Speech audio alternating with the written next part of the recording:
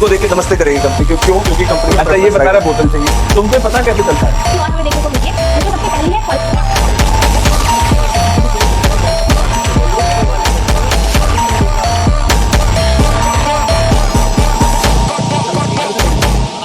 सबसे पहले है मेरे 30 में से 20 प्लस आराम से 20 में से 20 प्लस।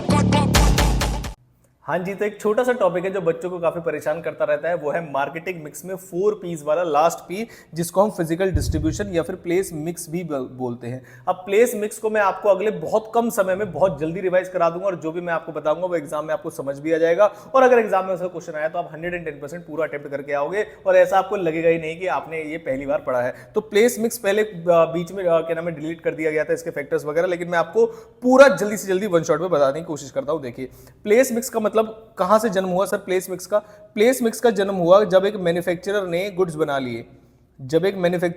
बना लिए, लेकिन मैन्युफैक्चरर ने इंडिया के एक छोटे से कोने में बैठ के क्या नाम है गुड्स बनाए थे, लेकिन जो गुड्स है वो ऑल ओवर द कंट्री जो है उसे चाहिए। तो इसमें transportation, warehousing, order processing, बहुत सारी ऐसी चीजें थी कि कैसे गुड्स जो मैन्युफैक्चरर है उसके पास से कौन लेके जाएगा। तो अगर मैन्युफैक्चरर के पास से जो जनरली हमने पढ़ा है वो होलसेलर लेके जाएगा, होलसेलर से रिटेलर, और रिटेलर जो है अलग अलग दिशा में कंज्यूमर्स तक पहुंचाते हैं। तो ये हमारा मल्टी लेवल क्या नाम है डिस्ट्रीब्यूशन चैनल होता है। अब इन सारी चीजों को लेके कि सामान कौन ले जाएगा, कहां तक पहुंचाएगा, क्या मीडिएटर रखें या मीडिएटर ना रखें, ट्रांसपोर्टेशन कैसे कराएं, वेयर हाउसिंग कैसे कराएं, इन सारी चीजों के डिसीजन को बोलते हैं आपका प्लेस मिक्स डिसीजन या फिजिकल डिस्ट्रीब्यूशन डिसीजन। तो ये इसकी मीनिंग लिखी हुई है जो आप आसानी से पढ़ सकते हैं। इसमें मेजरली 2 डिसीजन आते हैं। पहला होता है चैनल ऑफ डिस्ट्रीब्यूशन, दूसरा होता है फिजिकल मूवमेंट ऑफ गुड। जो आपके एग्जाम में ज्यादातर आएगा वो आएगा चैनल्स ऑफ डिस्ट्रीब्यूशन। सर कितने चैनल्स होते हैं डिस्ट्रीब्यूशन के? तो जल्दी से आपको बता देता हूं ताकि आपको एग्जाम में आसानी रहे याद रखने के लिए। मान लीजिए सामान जो है मैन्युफैक्चरर के पास है, तो फॉर एग्जांपल मैंने कहा मेरा जो मैन्युफैक्चरर है वो है बाटा जो है जूते बनाता है।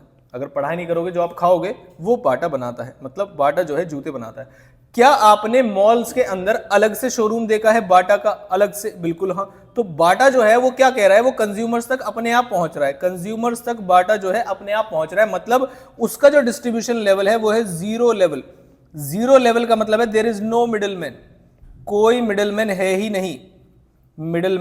नहीं, मतलब बाटा खुद जूते बनाता है और खुद ही कस्टमर्स तक पहुंचाता है, that is called zero level. अब आते हैं सर जिसके अंदर लेवल्स हैं और मिडलमैन है। अब जहां पर मिडलमैन है तो कितने मिडलमैन हो सकते हैं वो देख लीजिए। तो मैंने कहा मैन्युफैक्चरर है, बहुत सारे कंज्यूमर्स हैं और बीच में एक ही व्यक्ति है, यानी कि मैन्युफैक्चरर से रिटेलर होगा और रिटेलर से आपका कंज्यूमर्स होंगे। इसको कौन सा लेवल बोलते हैं सर? इसको 1 लेवल बोलते हैं। 1 लेवल का मतलब इसमें कितने मिडलमैन दिखाई दे रहे हैं आपको? इसमें एक मिडलमैन दिखाई दे रहा है। फिर सर आगे बताओ जल्दी से। मैंने कहा अब आता है मल्टी लेवल का मतलब यहां पर है कि इसमें एक से ज्यादा का मतलब क्या है कि सर जो ऊपर आपने एग्जाम्पल बनाया है मैन्युफैक्चरर, बीच में एक और व्यक्ति रखो और फिर उसके बाद कंज्यूमर्स आ जाएंगे आपके, जो जनरली आपने पढ़ा हुआ है कि मैन्युफैक्चरर, एम का मतलब यहां पर मैन्युफैक्चरर से है। मैन्युफैक्चरर सामान देगा किसको? होलसेलर को, जैसा कि हम बचपन से पढ़ते हुए आए हैं।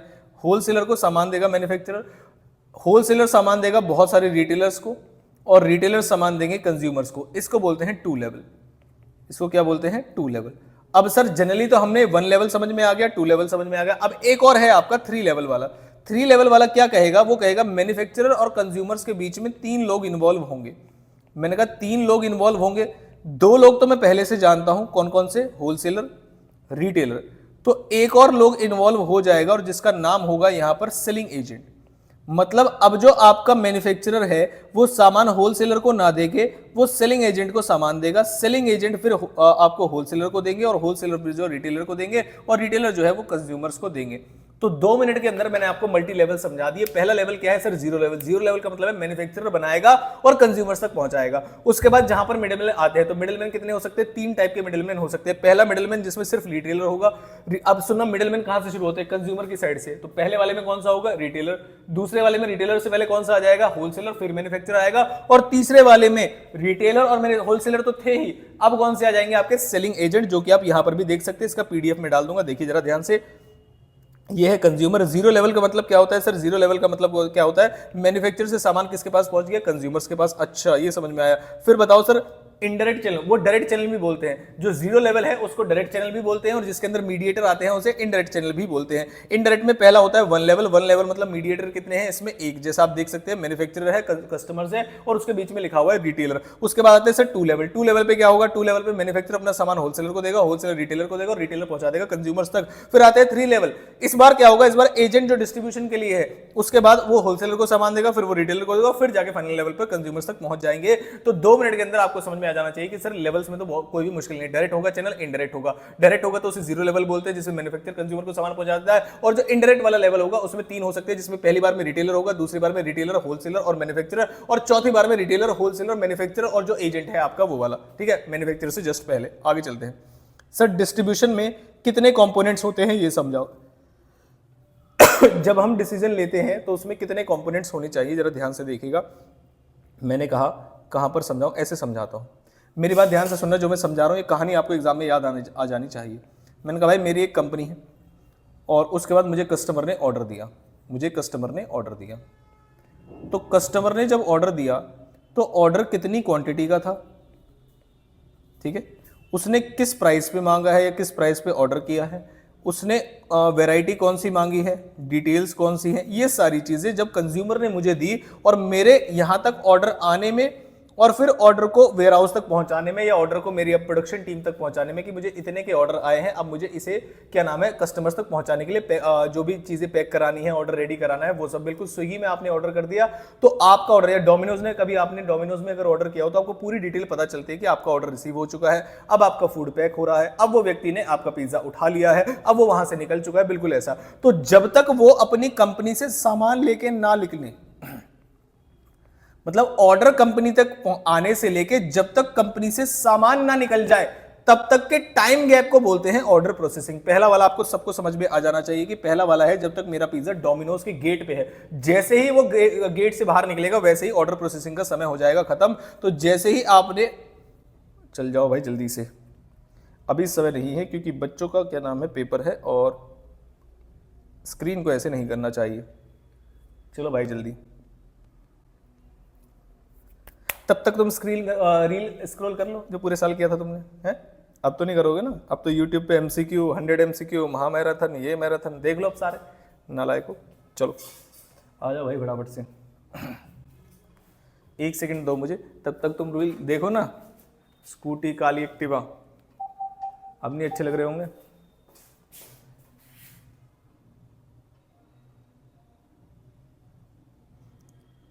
तीनों लेवल मैंने आपको बता दिए। पहला जो कंपोनेंट मैं आपको बता रहा हूं फिजिकल डिस्ट्रीब्यूशन का, वो कंपोनेंट था ऑर्डर प्रोसेसिंग। सर जब हमें ऑर्डर मिलता है कंपनी में, और जब वो ऑर्डर क्या नाम है प्रिपेयर होता है, और जब तक डिस्पैच नहीं होता उसे बोलते हैं ऑर्डर प्रोसेसिंग। Order processing. फिर आते हैं दूसरा, सर ऑर्डर प्रोसेसिंग तो हमने कर दिया, अब मुझे डिसीजन किस चीज का लेना है। तो जो सेकंड कंपोनेंट है हमारा, जो सेकंड कंपोनेंट है वो है ट्रांसपोर्टेशन का।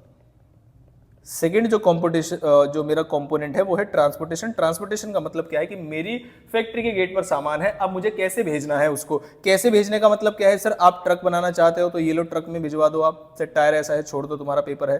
ट्रेन में भेजना चाहते हो तो ट्रेन से भेज दो आप, ठीक है, या फिर आप प्लेन से भेजना चाहते हो तो प्लेन से भी भेज सकते हो, जैसे आपकी मर्जी वैसे भेजो। तो ट्रांसपोर्टेशन के अंदर आप ये देखते हैं कि आपको बाय रोड भेजना है, क्या नाम है, या तो ट्रक से भेजना है, या एयर से भेजना है, या पानी से भेजना है, शिप से भेजना है, जैसे मर्जी भेजिए। तो ट्रांसपोर्टेशन को लेके जो आप डिसीजन लेते हैं वो आता है आपका सेकंड कंपोनेंट। पहला ऑर्डर प्रोसेसिंग हो गया, सेकंड जो आ गया आपका ट्रांसपोर्टेशन। अब उसने कहा भाई जितने मैं सामान बनाता हूं सारे के सारे तो मेरे बिक नहीं जाएंगे, तो क्या मुझे थोड़ा बहुत व्यवस्था करनी पड़ेगी। किस चीज की सर, मुझे व्यवस्था करनी पड़ेगी वेयर हाउस की। वेयर हाउस का मतलब ये होता है कि जो सामान नहीं बिका, जो सामान नहीं बिका उस सामान को आपको स्टोर करना पड़ेगा, क्योंकि ऐसे काफी सारे गुड्स होते हैं जो पूरे साल बनते नहीं हैं लेकिन पूरे साल इस्तेमाल होते हैं। ऐसे भी बहुत सारे गुड्स हैं जो पूरे साल बनते हैं लेकिन कुछ ही महीने में इस्तेमाल होते हैं। जैसे मान लीजिए पूरे साल मैन्युफैक्चरिंग हो रही है सर्दियों के कपड़ों की, लेकिन क्या सर्दियों के कपड़े पूरे साल इस्तेमाल हो रहे हैं? Answer is no. तो इसलिए आपको बहुत इंपॉर्टेंट डिसीजन लेना पड़ेगा वेयर हाउसिंग का। और उसके बाद एक बहुत इंपॉर्टेंट डिसीजन होता है इन्वेंट्री का। 4 ही है हमारे, ऑर्डर प्रोसेसिंग पहला ऑर्डर प्रोसेसिंग, दूसरा ट्रांसपोर्टेशन, तीसरा वेयर हाउस, और चौथा आपका होगा इन्वेंट्री का। इन्वेंट्री का मतलब ये होता है, मुझे एक बात बताओ, इन्वेंट्री का मतलब है मेरे पास ऑर्डर आया, बड़ा ऑर्डर आया, अगर मेरे पास ऑर्डर बहुत ज्यादा आ रहा है तो मुझे इन्वेंट्री ज्यादा मेंटेन करनी है। इन्वेंट्री का मतलब बिल्कुल वर्किंग कैपिटल से है। वर्किंग कैपिटल का मतलब आपका है आपको करंट एसेट्स कितनी मेंटेन करनी है, गुड्स कितने एक्स्ट्रा में रखने हैं आपको कि जब भी ऑर्डर आए क्या नाम है आपका, तो आपको कोई भी दिक्कतें ना हो। तो ये 4 कंपोनेंट्स हैं आपके, फटाफट से देखेंगे फिजिकल डिस्ट्रीब्यूशन के, जिसमें पहला कौन सा है, पहला है आपका ऑर्डर प्रोसेसिंग। एक बार रीड कर सकते हैं आप इसमें और ग्रुप में आपको पीडीएफ मिल जाएगी। ऑर्डर प्रोसेसिंग का मतलब होता है जब टाइम स्टेप्स इन्वॉल्व होते हैं, जब ऑर्डर कस्टमर से मिल जाए और डिलीवरी करते हैं हम एज पर ऑर्डर के लिए। जनरली ऑर्डर प्रोसेस के अंदर स्टेप्स आते हैं, जैसे कि हम सेल्समैन को बता दें क्या चल रहा है क्या नहीं चल रहा। ये एक डायरेक्ट रिलेशन है between time taken and order processing and satisfaction of consumer. जितना समय आप लोगे टाइम ऑर्डर प्रोसेसिंग में, उतना ही कस्टमर की सेटिस्फेक्शन जो है, अगर कम समय लोगे तो कस्टमर सेटिस्फेक्शन ज्यादा होगी, अगर ज्यादा समय लोगे तो कस्टमर सेटिस्फेक्शन जो है कंपनी होगी। और इस बार इस चीज के लिए कंपनी टेक्नोलॉजी भी इस्तेमाल करती है, जिसमें आपको यह भी समझ में आता होगा कि आपको सारी चीजें दिखाई देती है कि अब आपका ऑर्डर टेबल पे है, अब प्रोसेस हो रहा है, अब बेक हो रहा है, अब क्या हो रहा है, सारी चीजें आपको पता चलती है। नेक्स्ट है ट्रांसपोर्टेशन।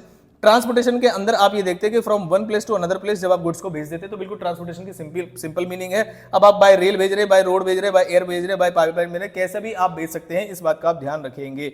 नेक्स्ट थर्ड पॉइंट में आए हम किसमें, वेयर हाउसिंग में। Whatever is produced is not sold immediately। जो भी आप बनाते हो इमीडिएटली नहीं बनाया जाता, नहीं बेचा जाता। और जो आपकी क्रॉप्स होती है जो सीजनल होती है, कभी बनती हैं कभी बिकती हैं, तो वही सारी चीजें जो मैंने आपको इसके अंदर बताई उसे आपको स्टोर। जैसे एसी है, अब एसी की मैन्युफैक्चरिंग पूरे साल होती है, लेकिन एसी जो है गर्मियों में ही सप्लाई किए जाते हैं, तो एसी के लिए भी वेयर हाउसेज वगैरह बनाए होंगे उन्होंने। नेक्स्ट आता है आपका इन्वेंट्री। इन्वेंट्री का मतलब होता है inventory maintenance of stock of goods. अगर आपको जितनी ज्यादा कस्टमर सेटिस्फेक्शन हाई रखनी है, अपनी सर्विस लेवल को लेकर आप बिल्कुल कमिटेड है, तो आप ज्यादा इन्वेंट्री रखेंगे कि कस्टमर को डिले नहीं होना चाहिए। अगर आप चाहते हैं कि नहीं कस्टमर सेटिस्फेक्शन जाए, तेल लेने, हमें अपना खर्चा देखना है, तो आप इन्वेंट्री लेवल जो है कम कर सकते हैं। उसके बाद लास्ट टॉपिक पे आ गया मैं, फैक्टर्स अफेक्टिंग, जो कि हमारा लेवल ऑफ इन्वेंट्री डिसाइड करते हैं। कौन कौन से फैक्टर्स ऐसे हो सकते हैं जो हमारे लेवल ऑफ इन्वेंट्री डिसाइड करेंगे।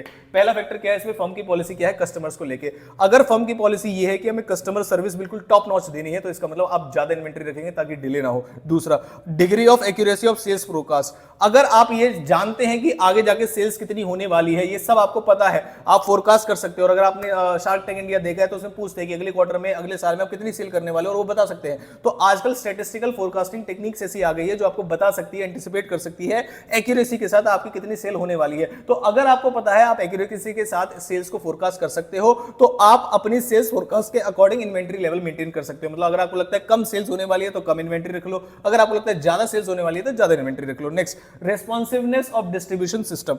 अगर आपको लगता है कि आपका जो डिस्ट्रीब्यूशन सिस्टम है बड़ा लेट पहुंचाएगा आपको सामान को, तो आपको ज्यादा सामान रखना है। अगर आपको लगता है कि आपका जो डिस्ट्रीब्यूशन सिस्टम है वो जल्दी एकदम से ऑर्डर पकड़ लेगा, सारी चीजें एक्यूरेटली टाइम पे पहुंचा देगा, तो आपको फिर कम इन्वेंट्री रखने की जरूरत है, उसमें कोई दिक्कत वाली बातें नहीं है। नेक्स्ट आता है आपको cost of inventory. Cost of inventory का मतलब ये होता है आप इन्वेंट्री ज्यादा रखना चाहते हैं लेकिन आपके पास स्पेस नहीं है, तो आपको उसमें रेंट पे लेना पड़ेगा, बहुत ज्यादा पैसे लगने वाले हैं। तो अगर आपको कॉस्ट ऑफ इन्वेंट्री ज्यादा हो रही है, ज्यादा महंगी पड़ रही है, तो आप इन्वेंट्री को कम रखिएगा। अगर आपको कॉस्ट ऑफ इन्वेंट्री कम पड़ रही है तो आप इन्वेंट्री को ज्यादा। अगर सामान को रखने का, स्टॉक करने का, ये बिल्कुल सिंपल सा एग्जांपल दे देता हूं मैं आपको। मान लीजिए आप ऐसी जगह पर रहते हैं जहां पर आसपास 4 दुकानें हैं, तो आप कभी चीनी 10-10 किलो नहीं लेके आए होगे, 1 किलो 2 किलो जितने भी आपके रिक्वायरमेंट होते हैं। लेकिन जो सोसाइटीज होती हैं जहां पर रिटेल शॉप्स अवेलेबल नहीं होती है, वो बड़े बड़े बिग बाजार में जाते हैं, तो वो ऐसे ही 5 किलो 10 किलो चीनी लेके आते होंगे, तो उनका जो इन्वेंट्री लेवल है वो ज्यादा होता होगा और हमारा जो इन्वेंट्री लेवल है वो कम होता होगा। बिल्कुल उसी चीज को इन्वेंट्री लेवल बोलते हैं। आई होप आपको बात समझ में आई होगी। ये फिजिकल डिस्ट्रीब्यूशन से रिलेटेड कुछ क्वेश्चन है, 1-2 क्वेश्चन करा देता हूं, आपका काम बन जाएगा। कह रहे नाइक एक शू मैन्युफैक्चरिंग कंपनी है जो अपने प्रोडक्ट्स बेचता है अपने शोरूम से।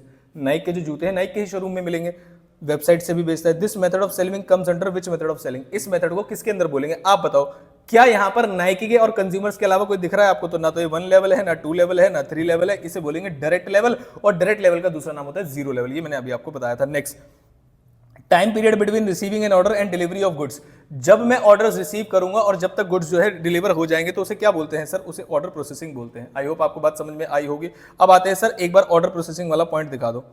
Order processing, time gap between taking of order from customer and delivery of goods as per order. I hope आपको बात समझ में आई होगी। ये इसकी मीनिंग में लिखा हुआ है, इसलिए आंसर ये होगा। काफी सारे बच्चों को लग रहा होगा sir all of the above तो होना चाहिए क्योंकि इसमें डिलीवरी की बातें की जा रही है। तो भाई मेरे मुन्ना मेरे बच्चा, उसमें इन्वेंट्री की बातें नहीं है, इसलिए इसमें आंसर ये है। आगे, एक केस स्टडी है, उसे आप खुद पढ़ सकते हैं कि अगर जो क्वेश्चन है वो क्या कहता है, और आपको कोई भी डाउट हो तो आप कमेंट बॉक्स में बताना कि सर इसका आंसर आया या नहीं आया।